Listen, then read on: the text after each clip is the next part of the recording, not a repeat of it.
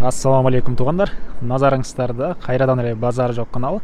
Бүгүн мен Бишкек шаарынын түштүк тарабы Део Достук айылында турам. Ушул жерден бир сатылуучу үй бар экен. Азыркы чыгарылышта сиздерге ошол жөнүндө маалымат берейин дегем. Көпчүлүк көрүүчүлөрдүн суроосу боюнча числону айта кетейин эми мындан кийинки чыгарылыштарда. Бүгүн 24 февраль 2022 жыл. Биринчи эле болуп сиздерге келүү жолун түшүндүрөйүн. Азыр мен турган жер Тайлак Батыр көчөсү. 130 маршрутканын конечныйында турам. Сиздер бул көчө менен түз батышты карай кетсеңиздер, күн туу, кызыл туу айылдарына өтүп кете аласыздар. Эгер бир аз 500 метр чыгышырактан түз өйдө тарапты карай кетсеңиздер, Кашка баш жана Жава айылдарына чыгып кете аласыздар. Биздин сатылуучу ушул 130 маршрутканын конечныйынан түндүктү карай бир аз басып барганда оң тарапта жайгашкан, аралык 430 метр көргөздө Яндекс карта. Анда эмесе мен сатылуучу үйгө карай жол айта кетчү нерсе, бул Тайлак Батыр көчөсүнүн 200-чү, анан 161 жана 130 маршрутка өтөт. Анан 18 автобус деле өтөт экен. Анан көрүүчүлөрүбүздүн бир комментарий жазган экен. Сиздер деле ошого жооп берип кетиңиздер. Өз оюңуздарды айтып кетиңиздер. Эмнеге Бишкекте элдин баары үйүн сатып атышат дейт. Мен оюм боюнча 1 миллиондон ашуун эл бар. Бирөөсүнө акча керек, бирөөсү алып квартира алмакчы, бирөөсү бир бизнес баштамакчы деп ойлоп атам да. Баары эле сатпай эле. Просто мен жалаң сатылуучу үй тартам. Жер ошол недвижимостька байланыштуу видеолорду тартам туугандар. 130 маршрутканын конечныйынан түз түндүктү карай түшүп, сол тарапка Достук көчөсү менен келдик туугандар. Келип жатканыңызда Достук көчөсү 57-үйдү оң тарапта көрө аласыздар. Ушул үй азыркы чыгарылышта сатылуучу үй туугандар. Азыр мына үй ээси деле мени күтүп турган экен. Азыр экөөбүз биргеликте сиздерге маалыматтарды беребиз. Саламатсызбы эже? Саламатчылык. Чакырган экенсиздер, келдик эле мына. Сатылат срочно. Срочно сатылат үйүңүз. Мына бул көчө тараптан көрүнүшү. Көрүп турганыңыздардай ворот орнотулуптур, блок менен көчө тараптан тосулуптур. Анда эмесе кирип берер эле эже? Ички тараптан Мектеп бар бул жакта эже? Мектеп бар. Селекциянын мектеби эки мектеп бар. Бирөө эскиси, бирөө жаңы салынган. Катуураак сүйлөбүрөсүз. Селекцияда эки мектеп бар. Бири жаңы бүттү, ишке берилди. Эскиси бар, эки мектеп. Садиктер бар. Жол трассага жакын, бардык жерге маршруткалар каттайт. Бул жактан Южный магистралда бизге келип кошулуп атат. Бардык жака маршруткалар бар. Ыңгайлуу, шаарга барганга. Шаарга ыңгайлуу. Бул короосунун көрүнүшү, жердин аянты? Жердин аянты 431. 431. 431, Алды тарабы мындай стяжка болуптур. Документтери боюнчачы эже? Документтери кызыл китеби бар, тех паспорту бар. Тех паспорт, кызыл китептер бар экен. Үйдүн стенасы? Стенасы саман кирпич бышырылган. Саман кирпич. 1,5 дубалы калың коюлган. Калың коюлган. Тышкы тарабы декоративный штукатурка утеплять этилиптир. Мына ушундай туугандар.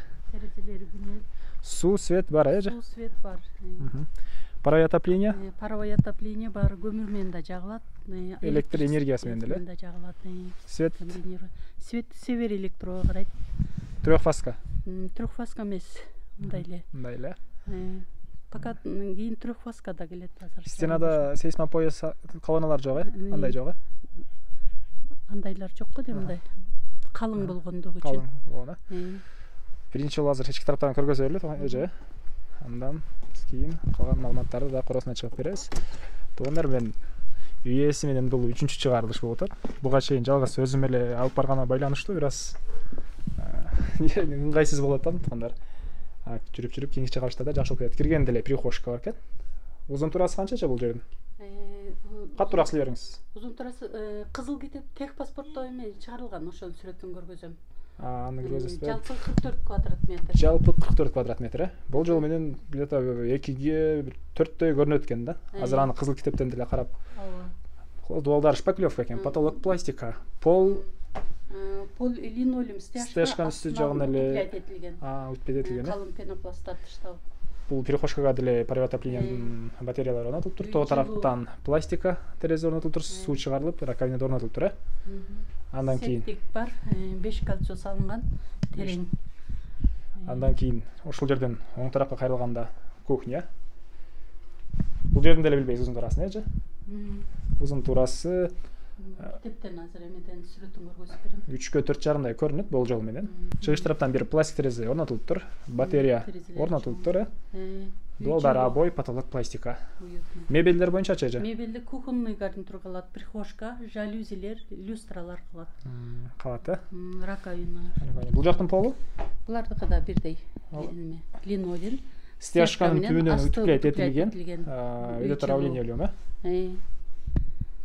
Так, андан ары ушул жерден сол тарапка кайрылганда спальня бөлмө бар экен, Окей. Дуалдар обой. Потолок, натяжный потолок.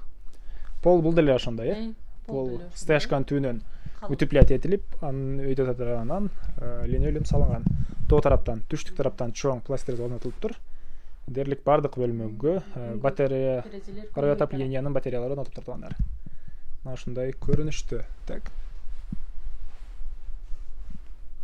Эми ички тараптан эмне айтабыз, эже, дагы? Баары маалыматты бердикпи? Мына ушундай көрүнүштө туугандар. Андан ары кайра короосуна чыгып, калган маалыматтарды берейин. Бул жакта септик бул жакта экен, Септик бул жакта. 5 кольцо салынган. Кошуналар менен болгон границалар полный блок менен тегерентип тосулган. Забор, Азыр бул жакта эже склад бар дейт, аны көргөзөйүн. Киргенде оң тарапта. Бул жака көп буюмтайымдар батып кетет. Склад болуп. Үйдө турап лист менен жабылыптыр. Үйгө керектүү буюмдарды сактасаңыздар болот экен. Так, андан ары отопленияның котел топқа жайгашкан жерди көрөлү, эже? Бул жерде чоң тамдык жер бар.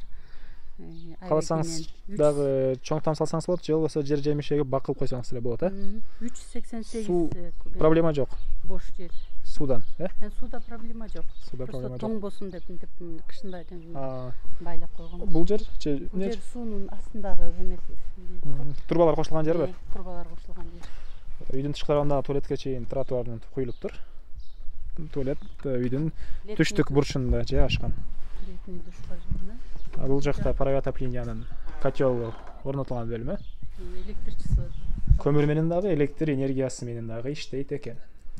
Окей. Эми бул жакта черешня багы, вишня, алма жана башка бактар бар экен. Анан эң төрүндө үйдүн тышкарагында туалет жана летний душ. Туалет блок менен бүтүрүлгөн бе, же? Блок менен бүтүрүлүптүр, Окей. Ошондой кольцо салынган летний душ бар. Туугандар, дагы бир жолу эскерте кетейин. Део достук, кызыл китеп, техпаспорт бар экен. Азыр сүрөттөрүн да көрсөтүп берем. Баасын айтайлы эми, же? Элдер деле тантыбай батыраак айт деп комментарий жазып калчу эле. Там баасы 26 000 деп атабыз срочно. Срочно сатылуу керек, Сүйлөшүүлөр болот. Сүйлөшүүлөр болот. Эсин номерин экранга жана описанияга калтырам, туугандар. Звонок кылып сүйлөшүп көрүңүздөр. Бишкектин түштүк тарабы, Део достук. Үй канча квадрат метр дедиңиз? 44 квадрат. 44 квадрат метр. Негизги маалыматтарды дагы бир жолу эскерте кетейин. Бышпаган кирпич менен бүтүрүлгөн. Жердин аянты 4,31, 4 сотук 31. Анан бул жак өйдө жак, сырыс жок. Сырыс жок, Таза аба. Мектепти Мектеп жакын. Эки чоң мектеп бар. Эки чоң мектеп бар экен. Маршрутка менен 5 мүнөттө түшүп барат. Мына ушундай туугандар. Анда эмесе сиздер менен коштошом. Кийинки чыгышка чейин саламатта калыңыздар.